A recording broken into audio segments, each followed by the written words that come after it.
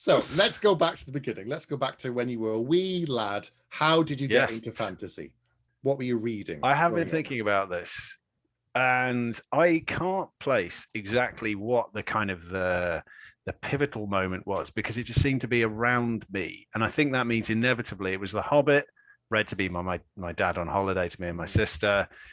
Lord of the Rings existed, but I know I didn't properly read it until I was a teenager. I tried and bounced off it. Just too much elven poetry. Too much walking. Yeah. Trees walk. Everything walks. It's... But, you know, I still sort of internalize a lot of that. I recently reread The Hobbit with my own daughter, my older, who's now about 8. And I remembered very little of it. You know, I knew what happened, but reading the book again, it's like, I thought I'd remember this more, but I am constantly surprised by the stuff that happens. So I know that was formative, but it clearly, beyond leaving a kind of a shape of fantasy narrative, which has stayed with me, I couldn't actually tell you very much about what happened other than sort of how it ends. Beyond that, I'm not sure. I think I was always drawn to like Orc and Goblin and Space Marines. There was a shop in Cambridge called Games and Puzzles, and I went in there with a friend from school one day when I must have been all of 7, and it was just like this absolute paradise, because you had all of Games Workshop stuff from the late 80s. It would have been the Plastic Space Marines were out there, new Warhammer Fantasy Battle, 40k, all of them. I mean, you never played any of the games, just had the miniatures, just bought the miniatures, tried to paint the miniatures, covered themselves in glue and, you know, acrylic paint, and got like the bolt gun metal stuck under your fingernails. Yeah, got high on the fumes without even meaning to. All the figures were lead back then as well, which wasn't healthy, but we all played with them all the time, and touched them. And then they would never get one with a spear, because the spear always ends up doing it, and then it just snaps off. It was so sad. But miserable. I was just drawn to this stuff like Moth to Flame or Fly to Shit, depending on how you defend it. And that and Hero Quest. Kid Up the Road had Hero Quest, and it was just, I love this. I don't even know why I love this, but I want to be not the barbarian, although he's obviously the most physically imposing. I always wanted to be the elf, because he got to use magic and sword and search for treasure, and just all of that fighting goblins and magic and swords and that kind of stuff was just like absolute catnip to me. And then the fantasy books followed from that. So all through my teens, reading constantly. I did read most of the Wheel of Time up until what had been published by the time I think I went off to university, and I couldn't believe it was still going then. But it was all, you know, having friends at school who had one series or another series or another series, and the stuff that really made a mark on me. David Gemmel's work we were discussing just beforehand. Although, as I said, I can remember very few incidents from individual books or even what the titles were, but I read them absolutely passionately. And just huge amounts of sort of knockoff. Like I think there was Forgotten Realms stuff, and there was a whole load of series written, I think, by a German author about dwarves that lived in a hill. Right. And I know, and I think in 1995, I read 16 of these books, in amongst other things. And I don't remember much about them, but it's just like, this is fantasy, this will do. Memory, Summer and Thorn, Tad Williams. Oh, for God, yes. That made a huge impression on me. And again, that was the first time I think I'd read a fantasy book with twists.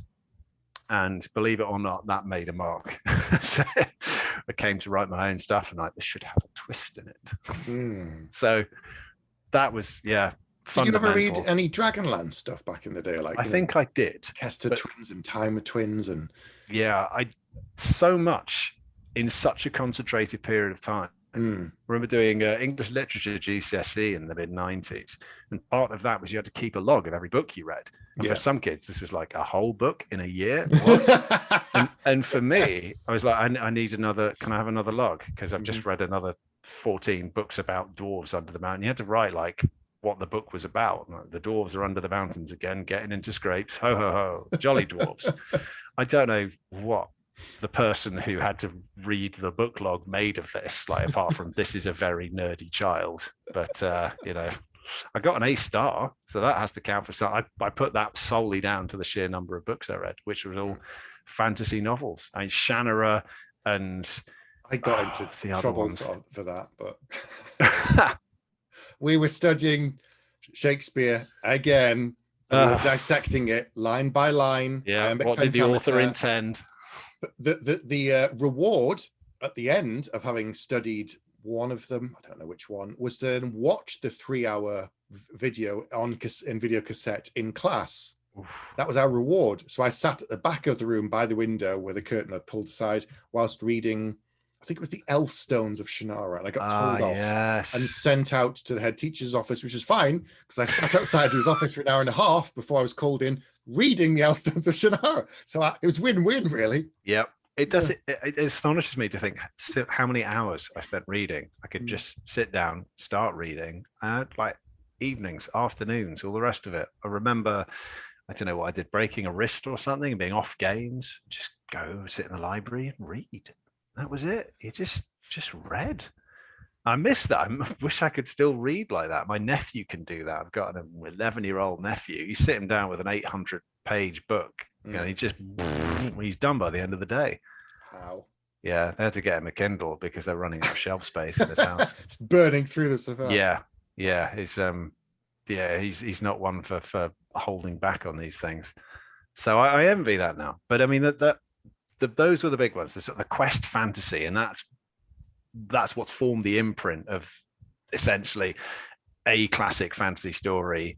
Yeah, it's not. I mean, funnily enough, I never read David Eddings. All my friends read David Eddings. Yeah, for some reason, I never got to it because I know that is another one of these sort of hero's journey style. Yes, the farm boy meets the grizzled mentor. They go off on an adventure to save the kingdom, and they, potentially pick up other people on the way and form unlikely bonds, and the, bag of ruffians, whatever.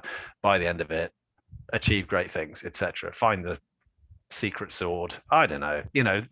The shape of it is so clearly defined. Yes. That almost trying to draw it out seems unnecessary because it's just there imprinted on my psyche.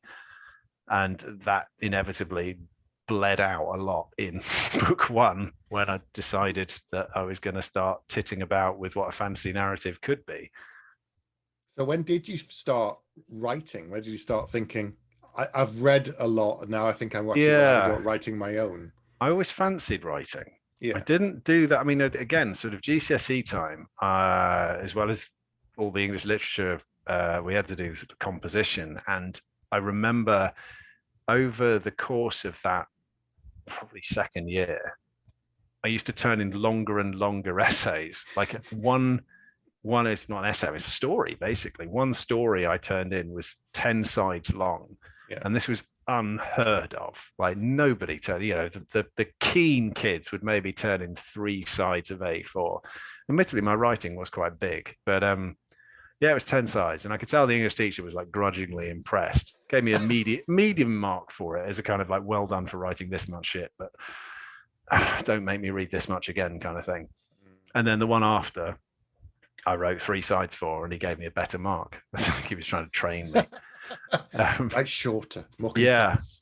That I remember. It's called Spring in the Wood, and the whole thing was a pun on the word spring. I think I managed to get, it was about the season of spring, a group of adventurers looking for the spring of eternal youth, and when they found it, it was a coiled piece of metal. So I mean, that's 3 in 1 Pratchett-esque pastiche there. What do you want? What would you want? Yeah.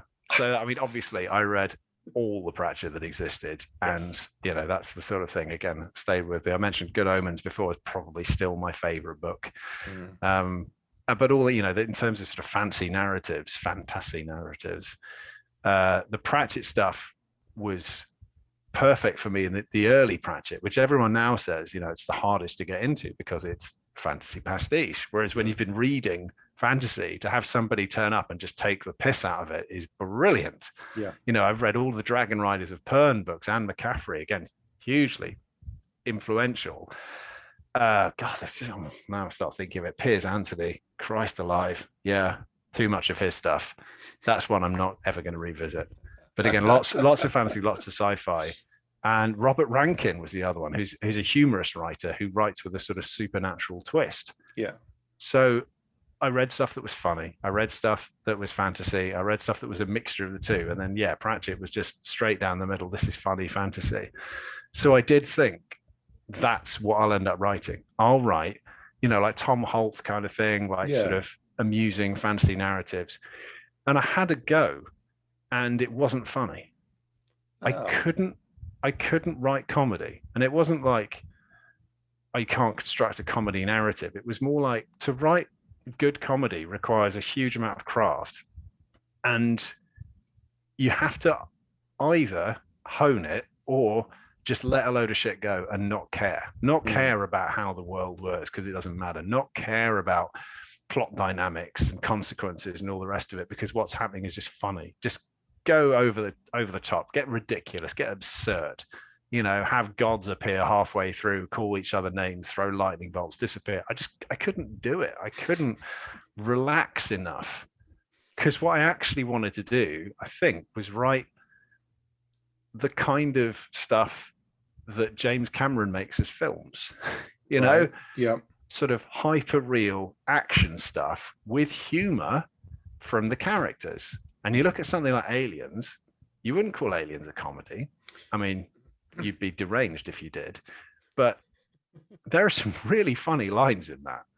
And it all comes from the camaraderie, it comes from the humor, it comes from the Vasquez of the character. Anybody who says that you look like a man, yeah, saying you look like a man. Yes, it's have you ever been mistaken for a man? Like, no, Hudson, have you? Yes, these lines absolutely, down from like the sergeant major's chat as they all get up to, even Vasquez's last line to Gorman, like totally rooted in character, that kind of thing. So that's where I end up, this sort of, action and explosions and peril and nastiness, but with characters in it who've got a sense of humor about the whole thing. Yeah. Because, I've said this before, and I can't remember whose quote it is, but that if you try and write drama and you don't have jokes in it, then you're not being true to life. Because people are funny. Some people are funny. Not everybody, clearly. So was that first book, Blackhawks, then? Is that what it turned out to be, this, or was it something completely different? No. So the first time I had a serious go at it was after I had a kind of early midlife crisis, my early 30s. Right. I've been working in like IT consultancy for years and years and years, and finally kind of hit the buffers on that and realized that every job was inherently doomed to failure. So my wife told me to stop moaning, take a bit of time off work, and maybe write that book that I kept saying I was going to do. And the idea I had at that point was the Blackhawks. So it wasn't called that. It didn't have a name, but the notion, it was Rennick and it was Chell. And I had this idea and I thought, that's the thing I really want to write. It shouldn't be the first thing I write, because if I know anything about what this is going to involve, the first thing I write is going to be shit. And I was right. So I thought, there's a chance that this thing turns into a kind of sprawling fantasy epic. Like, I can see myself accidentally writing Lord of the Rings if I sit down and try and do this. So what I should do is try and write a Hobbit. I should try and write a light little fantasy story. Before I get into the darkness and the grit of this story I've got, I'm going to try and write something that is, not a kid's book, but more like middle grade, sort of high fantasy, magical world, talking animals, very important animal sidekick. Yep. And just do something a bit different and just, to try things out. So I thought, how long is The Hobbit? 60,000 words, 70,000 words, something if that? Yeah. So I set out, and 240,000 words later, I had finished my second draft, and I was looking back at it going, I don't get it. I don't get where you can cut from this. It's gold.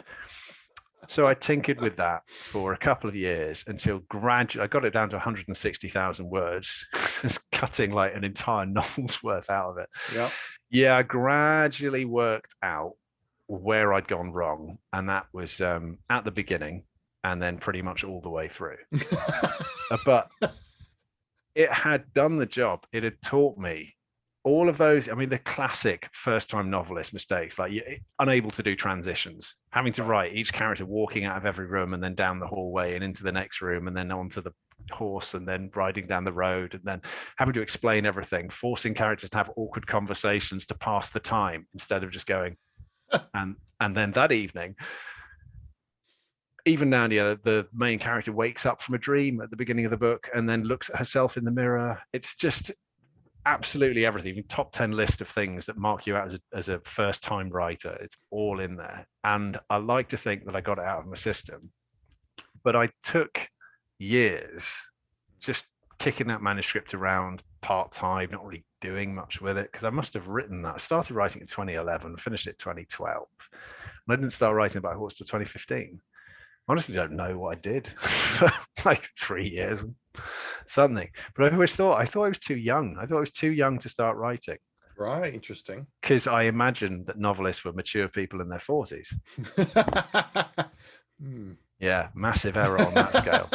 Nowadays, you see like all of these debut novelists. 24 debut novelist? What? Yes, meeting Rebecca Kwong at the Harper event is just like, I don't know how to process you. We are just. I mean, you're operating at this level. Mid-20s, isn't she? I don't even know if she's that old. She's like, finished one Harvard, and now she's gone to the other one. Multiple doctorates later. I assume she's still like 21. Probably. You know. So here's what you could have won, kind of thing. Maybe if you'd applied yourself, you could know. So is it that? Never gonna happen. Have you heard of Gladstone's, 10,000 hours thing? And there's the million words, and everyone gets the Gladstone one wrong. But anyway, do you think you kind of have to go through some kind of churn to just? I think that's true. I mean, it is going to be different for everybody. Some people can plan and sit down and just write a really good first book, but I think you have to do a lot of writing in some form just to get this crap out of your system. Yeah. And I know that I saw somebody talking about like, don't try and ignore your bad ideas, write them down, and then they're out. And then put them to one side and just keep writing after that. And you write through the bad ideas into the good ideas. I'm like, well, I love the imagery, but I honestly don't know how I would do that. But it was instructive to me. And the only thing that I really regret now is having completed that second draft and like gone and finished. What I should have done is just drop kicked it out the window and started on something else then and there. Yes. That would have been it. And the thing is, I still look back on it and I go, there are chapters in that book that I think are still good. You've reread it? I haven't actually reread it, no, but I look back fondly. Because one thing that happens about halfway through the book is about these two barely teenagers off on a magical adventure. They meet a talking cat who's incredibly sarcastic. It's all just, as it should be. Yeah. And about halfway through, they are pursued by a group of mercenaries who are three brothers, and they were incredibly disturbing and did not fit in this fantasy narrative at all. But writing the scenes that featured them, and then the scenes from their point of view, from the point of view of the middle brother, who was the only one who actually had any degree of sanity left, was wonderful. And I look back on that and I'm like, that was it. That was the moment when I actually hit the kind of the voice I wanted. And the rest of it, Blackhawks. because writing, God knows, never have a tween protagonist if you're going to set the rest of the world as full of adults, because they just can't do anything. They spend the whole time being an annoying hanger-on, pointing at things and going, "What's that? Can we do that?" Yeah, it's just all of these things are lessons learned. Like, if you're going to approach this, you have to give them some degree of agency. They have to have autonomy. They can't just be the passenger, which is ironic because obviously I then took someone who was a little bit older and made them essentially a narrative passenger as the main character. But I like to think I subverted it. I like to think that. Yeah. So Blackhawks was a reaction to that. When I sat down to write it, it was a kind of, right, what are the lessons that I've learned from the first book? Like, number one, start and just get going. Don't spend 15 to 25,000 words introducing the world, introducing the characters, having them do this, having them have tea together, talking about the political situation in the kingdom, going, ooh, I hope nothing bad happens. What's that? There's news of something bad happening. Quick, let's all walk very slowly downstairs, and they get on our horses and go and investigate the bad. You can see how it worked. So Blackhawks starts with a bang, very little in the way of explanation, and then no transitions, just like constantly moving, no resting anywhere, constant movement all the way. And it's a deliberate reaction to everything of that first book, where characters would get stuck at like various venues for 3 days while they waited for something to happen elsewhere. It's just it's bad stuff, but now, you know how to write around it. You know, like if you see something like that coming, if you find you've been trying to write the same scene for a week and a half, like, the scene's so boring, I can't wait for it to be over. Like, no. If the scene is boring to write, no one's going to want to read it. Yeah. Drop it. You don't need, just move on, move ahead. People will catch up, or if they don't, they'll give you a 3-star Amazon review. It was okay. Yeah. Nothing special. I mean, to be honest, book arrived in good condition. 3 stars. If I didn't want 4-star Amazon reviews, I wouldn't have written a 4-star book. That's my defense. I just sometimes I see like people post reviews like that, and I just like, book arrived, it was damaged, 3 stars. Yes. Yeah. It's not a toaster. You wrote. Yeah. But book was late. Had to ask for re-delivery, 1 star. Actual book was good. But no. None of that. Don't say anything about the book. This is people though, isn't it? This is the problem. People are varied and strange, and I should know because I am one. And it's a universal law, isn't it? That the wider the scope of the thing, the more interesting stuff you will end up encountering.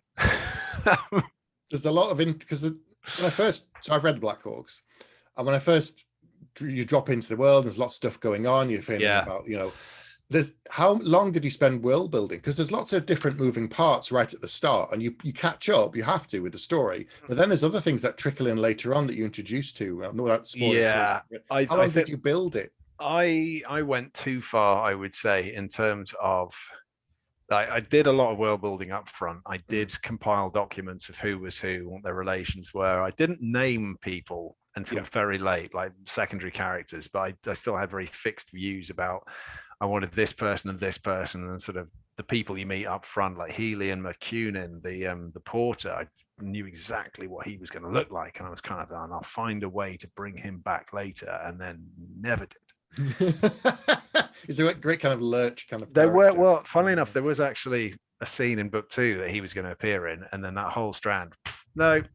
So he didn't get to make his grand reappearance. There's a lot of stuff where I had ambitions to tie it all back, and it just didn't happen. But the other problem was the back half of book 2 takes place in a completely geographical separate location, which meant having a load of people arrive from previous was asking quite a lot of the I still stuffed a few in, but having the whole cast turn up would maybe look a little bit odd.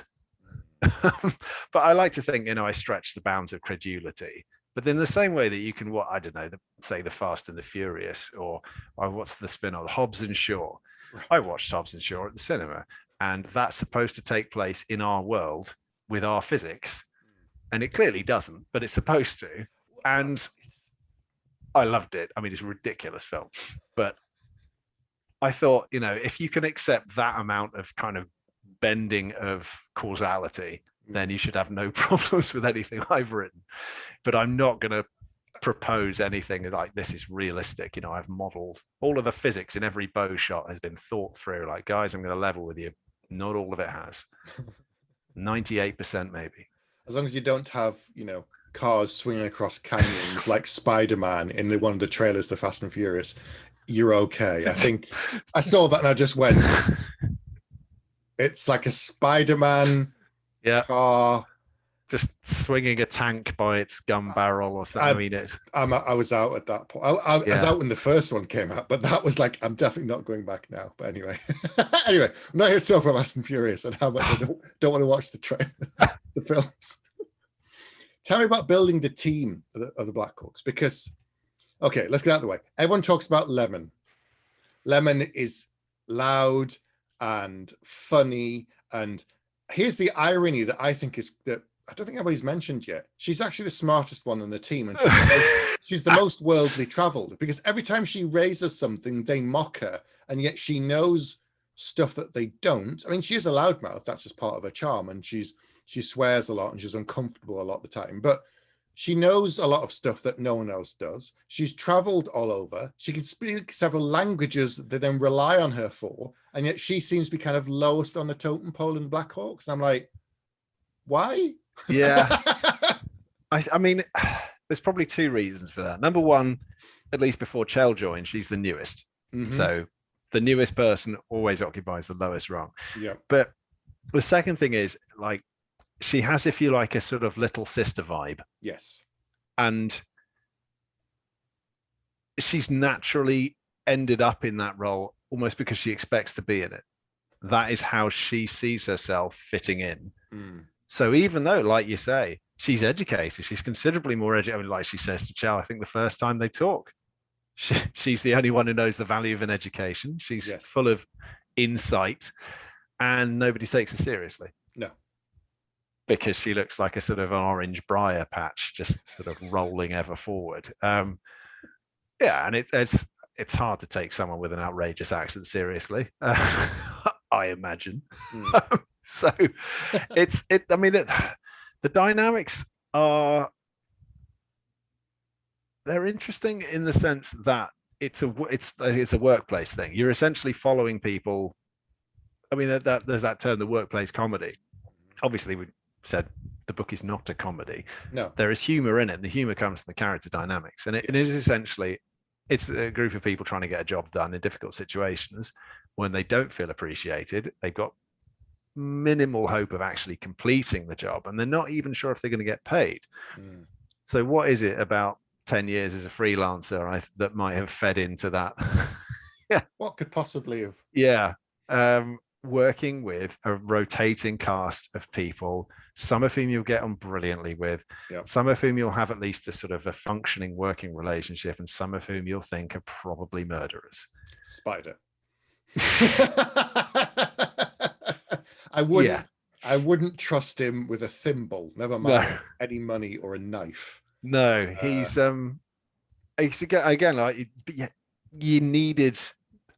Funny, as I mentioned to you earlier, my dad texted me today and asked why the Blackhawks reminded him of the A-Team. And I do think, like, if you're going to sort of draw the Gartner quadrants, and you got sort of the one who loves it when a plan comes together, the handsome one who knows how to smooth over situations, the one that is a sort of a tower of bricks and has an extremely bad attitude, and then the mad one.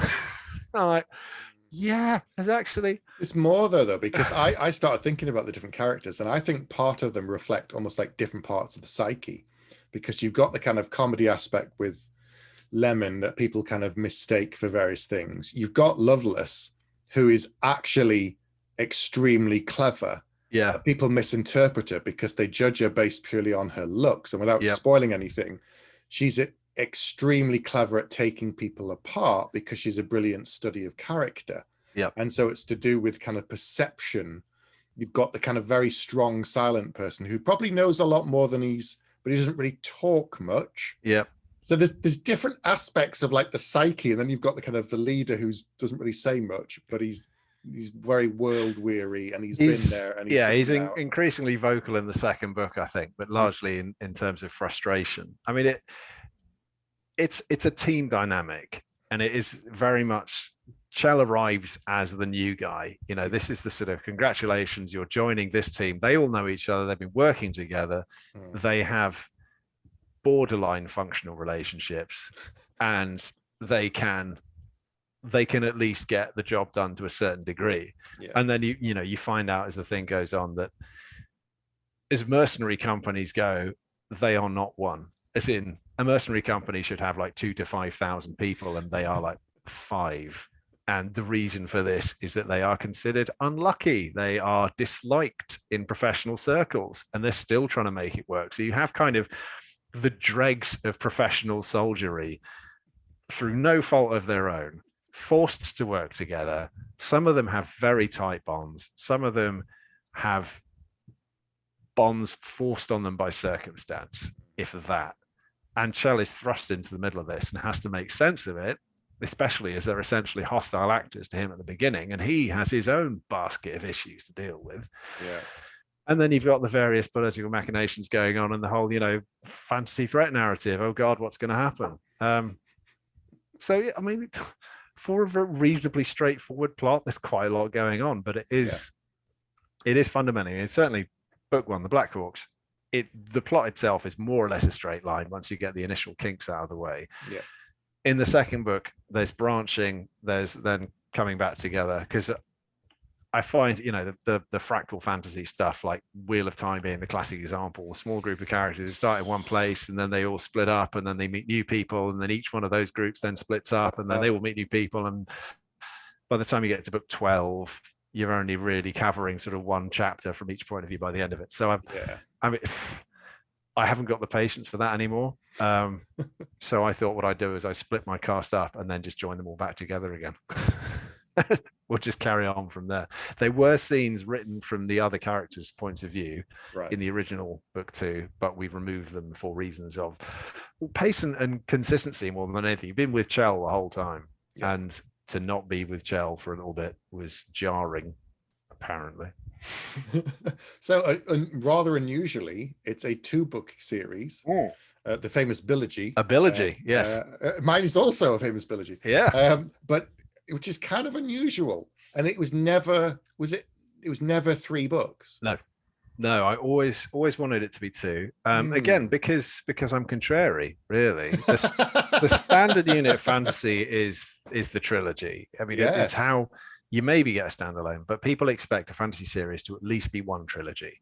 And ideally it's multiple trilogies stacked together. I think is it Justin Call's where he's planning, actually it's a quartet, but he's actually planned 3 quartets, 4 quartets or 4 quartets. But I think he said it's going to be 12 books overall. I was like, oh my God. And he's like, and each book is at least 800 pages. Yeah. And I'm like, oh my God, I really want to read his series. I'm thinking, oh Jesus, that's 1,600 pages out already.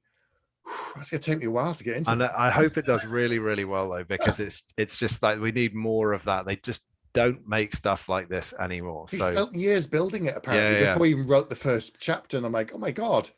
Yeah. How? Best of luck to it. I mean, I spent months planning both halves of this story. Yeah. I started 2015 or so, but I knew I had the idea. So when did I get married? 2009, I got married, and I remember talking to my wife on our honeymoon about an idea I had for a book. Right. And it was that one. It was, there's going to be this beggar and he's going to be pretending to be like all old and stuff. And there's going to be this lippy guy that he punches in the face.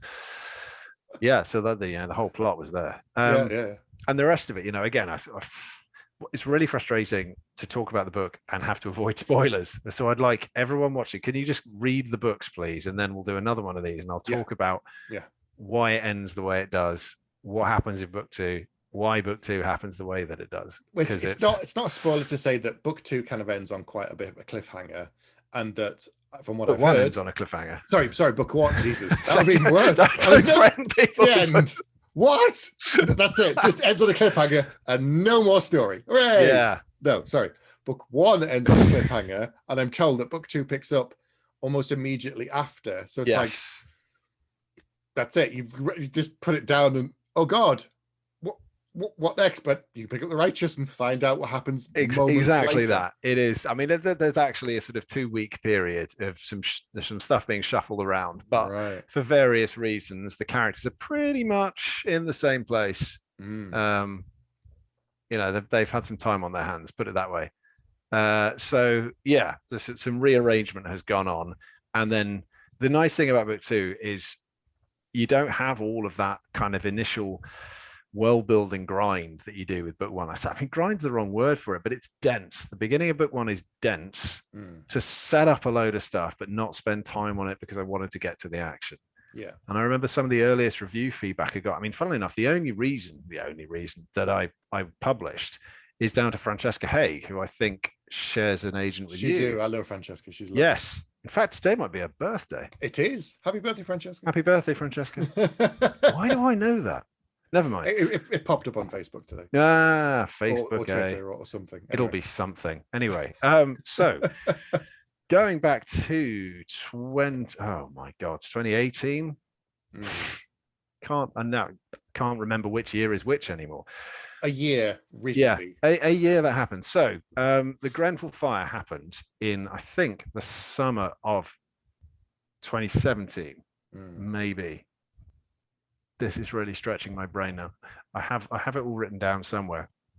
The Grenfell fire happened, and there was the Authors for Grenfell auction that happened in the aftermath of that.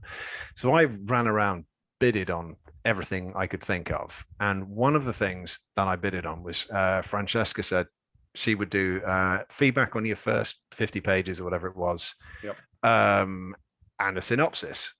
And at that time, I hadn't actually finished my first draft. I think I'd finished it, but I wasn't particularly happy with it because I'd spent my time. I'd written a first draft of book 1, agonized for like 6 months, had another baby, I think, around the end of 2015. That took up a load of time. I'd written a first draft of book 2. So they were pretty ropey. Yeah. So I won Francesca's lot and sent her eventually, probably several months later, the first 50 pages of Blackhawks as it was to be, once I'd actually finished polishing it to an extent that I thought somebody might actually want to look at. She gave me incredible feedback. It was absolutely brilliant, as in the sense it was really, really like, it was detailed and it was honest and it was helpful. It wasn't glowing. It's like, but it also wasn't, what is this shit? It was, this is genuinely good enough to be published, but you're going to need to fix this, and this. Yeah. And one of the things that she said is, you've got an awful lot happening in your first 3 chapters. To which I responded, I know. She's like, no. Yeah. It's like, no. That's not a good thing. Like you may have too much. So she flagged it early on, but I couldn't come up with a better way of doing it. The only way of sort of separating it out, breaking it down, was just to slow everything down, was to spend more time with Chell, more time seeing the palace and, the people around, more time getting to know the nobles and blah, blah, blah. And ultimately, a lot of that stuff didn't matter. And so I took the decision I was going to sort of keep it vaguely compressed. It has been re-edited quite a lot since. It was almost certainly a lot worse.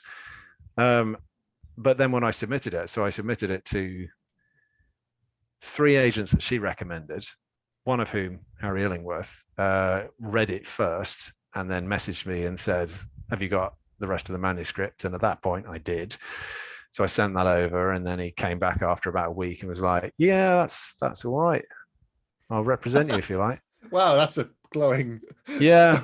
I mean, he was reasonably enthusiastic, but he I think he invited me to go for a drink because we could do that sort of thing in those days. This must have been late 2018. No, beginning of 2019. No, early 2018. 18. I don't know.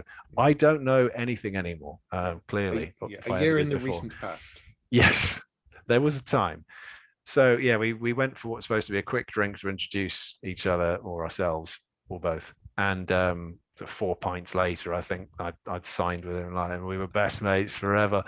So that was, one and done. And then he went off and pitched the book, and so he must have pitched it 2018, and finally we got it into publication late 2019. Did you spend long working on it with him? Because I spent a year, well, not constantly, but kind of, I'd do a draft, it'd come back, I'd tweak it, send it back again. A couple months later, I'd get another draft. So I spent a year working on my first book. No, not much with Harry, but I suspect his standards are a lot lower than Juliet's. I don't mean that, Harry, if you're watching. He's not watching. There's Juliet. So. This time of night. Not a lot. I suspect he was confident that the editors he was submitting it to would kick the shit out of it anyway. So I think, it went down to the wire and on a couple of them who then went, actually, no. But Harper Voyager took it. And I think at the time, Tash Barden, it's not going to need much editing, which I took to mean like, oh, cool. We'll polish up a couple of sentences.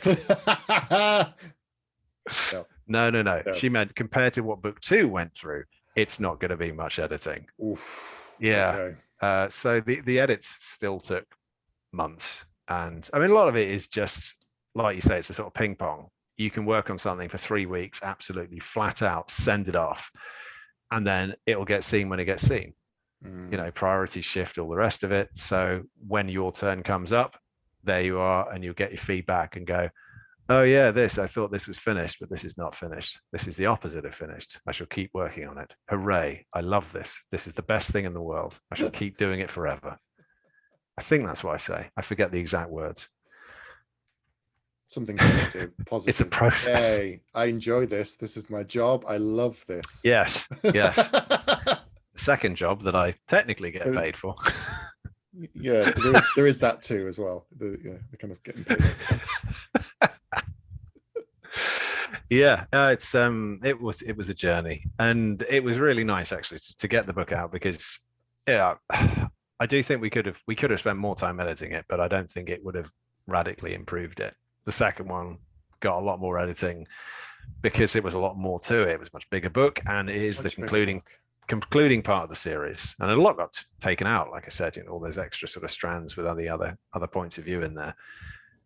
So it could have been a lot bigger, but as it stands, I think it does a very decent job in closing out the story. I think it does it in a satisfying but unexpected way, and the ending is definitely not as abrupt as the first books.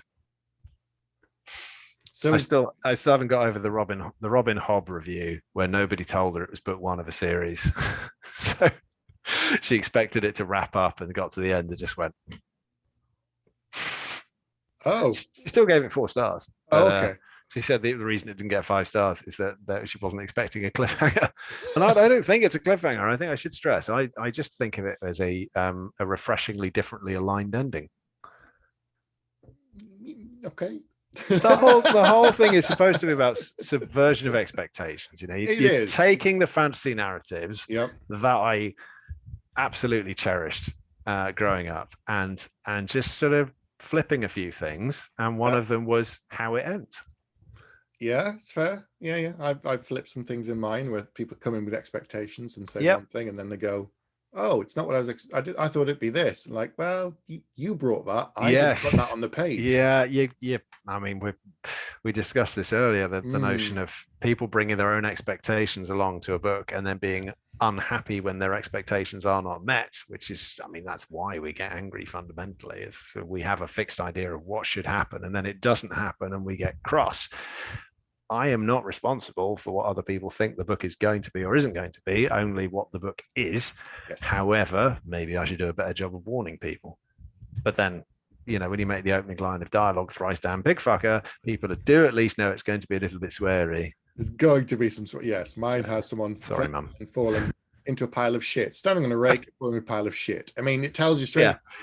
Yeah. Set him up as the big hero, steps on the rake, falls into shit. I mean, if you don't get something from that I'm subverting things, then that's not mine. Yeah, we're setting a tone here. It's up to you to interpret it and see where it leads. Yeah. So to answer your original question about the aspect of the team, they are kind of, I wouldn't say they were formed, they were out of whole cloth or whatever the term is. Lemon was always Lemon. In my head, Lemon exists in sort of a composite form. There is no way she could be otherwise. Yeah. And I think Rennick was the character I knew from the beginning. There's some send up's the wrong word, but they're archetypes, if you like. Yes. I prefer the term archetypes over stereotypes. They're not supposed to be stereotypical fantasy characters, but they are fulfilling each archetype as you go. You've got the scout who's very competent, doesn't say a lot for various reasons. You've got, the muscles of the group, you've got the brains of the group, you've got the brash leader, that kind of thing, but they're all within the strands of it, the comedy sidekick, but they bring their own complexities to it. Rennick needed to be a certain way to fulfill, because the central dynamic of the entire series is Rennick and Shell. Tarful being the other sort of point of the triangle, if you like, but their relationship is foundational, because the whole thing is about sort of hope versus cynicism, if you like, where Shell represents the naive view of trying to do the right thing, and Rennick is 40 years worth of bitter experience about what's the point. And the interplay between those two, and not just, Chell getting the world kicked into his face until he learns actually nothing matters, but his effect on the other characters is what, certainly the second half of the book is about. It's the dynamics that are kind of updated from how they began. So Rennick had to be a certain way, and the rest of them are sort of, it's filling the roles. There's again, it's almost the sort of sitcom thing about status of characters. I don't know if was a wonderful podcast called Rule of Three, where they talk about some of the kind of the official dynamics of how you structure a sitcom cast, or how the characters should work. Was it sort of mother figure, father figure, craftsman, and clown? Those are four of the roles. The whole thing about the status character, like Father Ted being the example of, Ted is the high status character, Dylan's the low status character, isn't it? Dougal. My God. Yeah. And the various sort of, Jack is sort of sits outside it. There's, and status is very important for determining comedy relationships. And status is also the character's own belief of their status versus how other characters see them, and the bigger the gap between them. Alan Partridge being an example of someone who believes he's very high status, but in reality is seen by others potentially as quite low status, this kind of thing. So all of that, I wouldn't say that I meticulously planned any of it, but in order for this stuff to work the way that it did, like I mentioned earlier, Lemon being a sort of a little sister type character, she is a low status character, irrespective of her actual merits. Rennick would see himself as high status. Lovelace is high status.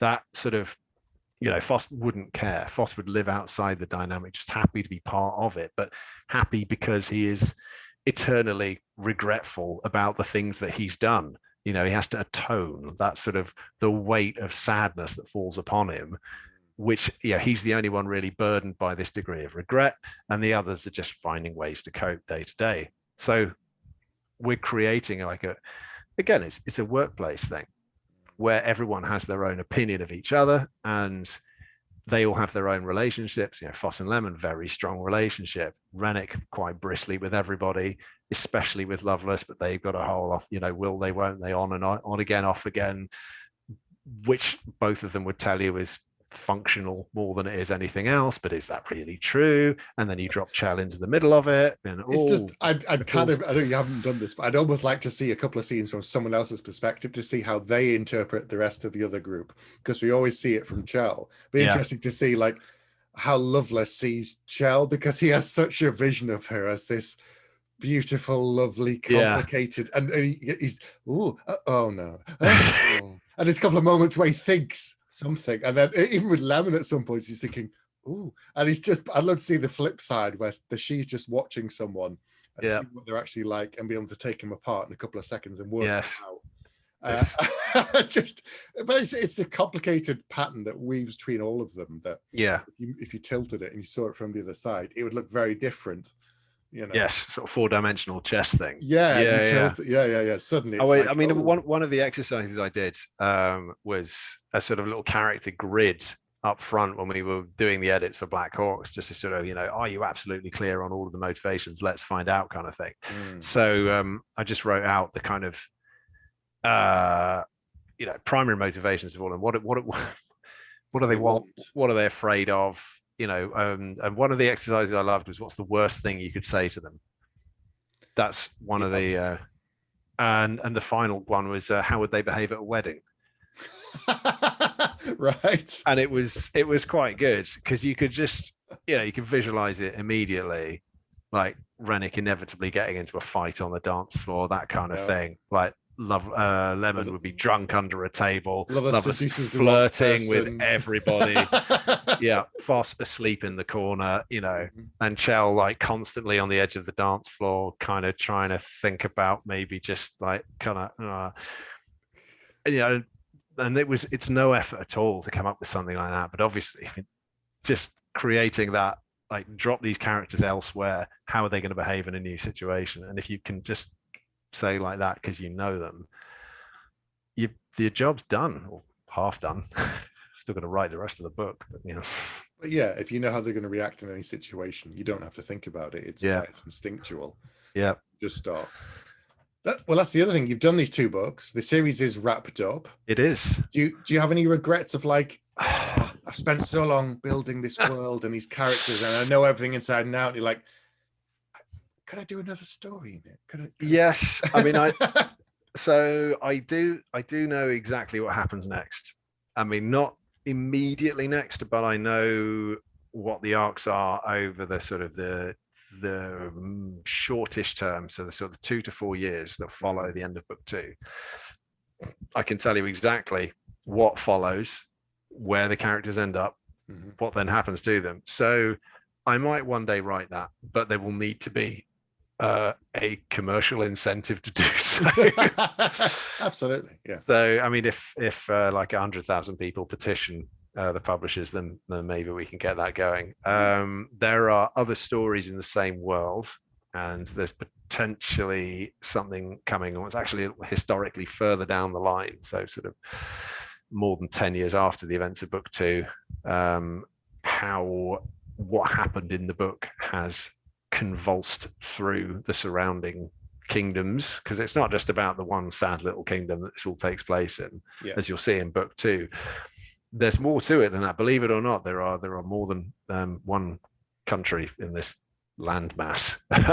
So we see more of them in book 2. There's more adventuring, more places to go, and then the place they end up, their arrival has a pretty marked effect on that area and what they bring with them, so to speak. Without wishing to sort of do total code speak to avoid spoilers. So there is a follow-on potentially in the works about what the result of that is further down the line, and how it affects the world, and then the stories within it of people. Again, I mean, it's a similar kind of thing of people just trying to make a living in a hard world.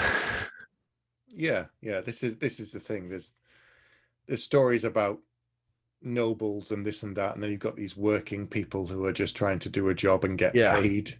It frustrates me that it's impossible to avoid nobility. I mean, I've done I had to embrace it in the second book. Like, I wanted it to be about people way lower down. The Blackhawks themselves are working folk, and I wanted it to be about people who didn't have long flouncing names and multiple titles, but could still, through their efforts or cock-ups, affect world events. But the problem is, the greater significance of the events, the greater the likelihood you're going to bump into some git with a crown. And it becomes an inevitability, depending on your sort of your feudal setup or whatever, you are going to bump into the rulers. But if you're doing things that are important, if they matter, they're going to take you to their leader. And escaping that is frustrating, but it does require, potential follow-up, no nobles. That's not true. Shit, there is one. Damn it. But so close. But he's not from round there. Okay. So, everybody else, normal professionals, just trying to, working class, middle class, just trying to get stuff, blue collar, white collar, or whatever the equivalent is. It's that whole, Firefly thing. They just want to live on the outside and live on the edge, but in order to do that, they still have to interact with the big boys from time to time to live in a civilization. And it's the same with the Blackhawks. If you're going to do stuff that matters, inevitably someone's going to take an interest. And the big boys have got the money. They can pay them the job. They can help them keep their separate living, but you can't get all your jobs. So they would believe, yes. Well, I think in many ways, The Witch is quite instructive on that score, because the whole point of that is that you can get jobs from farmers. We've got a bloody Striga don't mind. Striga don't. So get Witcher in, take care of Striga don't mind. Don't like him, but I need him. Yeah, exactly. Oh, funny fellow. He is funny fellow. Yeah. And out comes the Witcher. Hello, I'm here to get rid of your Striga, and then I'll take your coins. And then he gets rid of the Striga, and then we don't like to pay you because you smell funny and you've got weird eyes. And but if you actually follow, the storylines of the games, the books, the TV show, bang, royalty, pretty much, because it's politics, it's global events, it's armies marching across, and keeping it. I mean, I love the idea of keeping everything low key. I will achieve low key stories. But it's a challenge to write a fantasy narrative that doesn't unwittingly end up about power structures. Yeah. And then the notion of like, let's have a revolution. I mean, I'd be interested to see how Abercrombie's one turns out. Mr. Abercrombie, sorry. Because I understand his new series is about revolution and so on. But it's quite difficult, when you're dealing with cod feudalism of these sort of monarchies, or maybe if you're lucky, you've got a fancy republic, depending on how many books about Venice you read. You sweep away the old order with whatever tumultuous events you have. What do you replace it with? Like, let's skip straight to democracy. It's 1310 in, rough historical analog. Let's democracy, that's good. I mean, Venice was a republic back then, but it wasn't the kind of republic where most of us would have had a vote. You go back, Athenian Senate, all the rest of it, like, yes, democracies have existed, but if you want to kind of construct something that will make everybody feel better about, like, at last the peasants will finally have the representation I didn't vote for you. You're not my king. You're not my king. I didn't vote. You didn't vote for your king. Yeah. Hashtag not my king. I'm being oppressed. Bloody peasant. See, how do you do? And I love the idea. It's something I toy with regularly. Like, how could you actually show it, if you like, a happy ending, not just for the core characters, but for the country at large, for the continental dynamics. It would have to be a massive shift. You'd have to destroy monarchy and replace it with something but then again, they'd still complain about whatever you put in place, whatever new and the status quo. You cannot, I mean, Jesus, without wishing to get totally downbeat, you only need to look at the invasion of Iraq and the absolute collapse of the post-invasion administration as an example of, we have swept away the old order. We have disbanded the police because they were all corrupt and all part of the old of it. We've disbanded all of these tribal chieftains who were previously running their little fiefs. We've got rid of it all. And now on this completely blank slate, you can construct your perfect democracy. Okay, bye-bye, bye, we're off, bye, bye-bye, bye-bye, bye, bye. What do you mean it's chaos? Yeah. What do you, the void exists, and what rushes in isn't always good and fulfilling and wholesome. I want to do a happy ending of a fantasy narrative that has everybody with proportional representation by the end. I'm just not quite sure how to structure it. I don't think it's possible. I think the best you can do is like the end of a trilogy, of a series. I think it was Joe's first one. There's an ending, but it's not the ending. Yeah, that's as close as you can get. Yes, and it's, I mean, again, it's sort of the wheel of time thing, isn't it? Like, it all turns for another circle. Yeah. I never got to the end of Wheel of Time, and I'm told nowadays I didn't. Friends don't let friends read the Wheel of Time. I was like you. I was reading it in real time. None of this. Oh, I finished book 3. I'll pick up book 4 immediately. No, you have to wait 4 years or whatever it was to book 4. I was, and then like, okay, now I have to read book 6. Oh, can I really read 1 to 5 again? Because I've forgotten stuff. We didn't even have Wikipedia back then, so you couldn't have just looked up. Like, Rand al'Thor. Who was that? Something about a dragon. Perrin. Oh, I liked him. Oh, yeah. Or did I? Perrin was one of the wolves. That's right. He got turned into a wolf, didn't he? He had like funny bloke. Eyes and all. Yeah. See, but by the time you go on, you're like, oh god. They'll put it on TV, and I will watch it. And I will go, I remember this. No, I don't. I remember this. No, I don't. I remember this. No, I don't. What is even? When he got to the book with the chapter with the section of text that repeated, and the black flies got worse with every retelling, I started to lose my mind at that point. That the person goes in, it's like a time loop. He goes into the room, and there's some flies crawling all over, and they're searching for someone. Oh, what's this? And then, oh, that's a bit worse. Oh, he's coming into the room. There's more flies all over the place. And it does that about 6 times for about 20 pages. And I started to want to just shred the book, and I was like, okay, I can't do this again. I stopped at, I don't know, 9, maybe. I don't think I went that far. It was well past 6, but yeah. I can't do it. The idea of reading 14 books again. Is it 14? I think yeah, because he before he passed away, he chose Brandon Sanderson to finish it. Yeah. And Sanderson wrote, I want to say 3 books. I might be wrong. You could be right. and he finished it, and apparently it's very good and it's satisfying, and reading it Yeah. now probably great, but back then when you were reading it and it was getting longer and longer, you Yeah. know, between books, it's And just... there's no confidence it would get finished. I mean, yeah, I remember hearing that he died and thinking, well, that's it then. I didn't know about Brando Sando picking it up. But yeah, if you're going to pick someone, maybe I'll get him to finish my stuff. Brandon, I've got all these... do his spare time. Exactly. He's a machine. Write a book on a weekend. I've got this great idea. I'll send you the outline. If you could just have that back to me for Monday, that'd be awesome. Yeah. That'd be great. Thanks. There you go. A little bit collegiate working. I'll let him put his name on the cover, and we'll just do mine. And David Wragg. Yeah. This is gold. I should be writing this down. Yeah. Email Mr. Sanderson. Dear Brandon. Yes. May I call you Brandon? No. Okay then. Oh, I can see it now. Everything's under control. Anyway, right. We've strayed from the path. It's late. It's sticky and it's hot. Yeah. I think it's time to retire to a paddling pool. Yeah, I think pretend it's a swimming pool. move the child's toy out the way.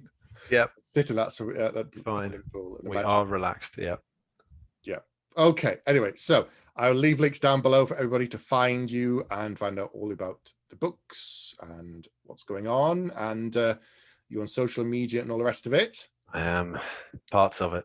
Yes, that's good. Anyway, thanks for coming on tonight and talking. Thank you very much for having me. And apologies for all the talking. That's what we're here for. Go and read Blackhawks. Go and read The Righteous. It is right here, just there. Get this one there, and then get this one. There you go. Book 1, book 2. It's a duology. That's it. It's not a trilogy. The end. Yeah, it is a complete series. So if you only buy complete series, buy this one. That's it. You don't have to read it. Just buy it. Exactly. We don't get paid anymore, as I explained to someone. You read the book. I read your book 3 times. Did you buy more than one copy then? Yeah. Okay. Yeah. Anyway, good night, everyone.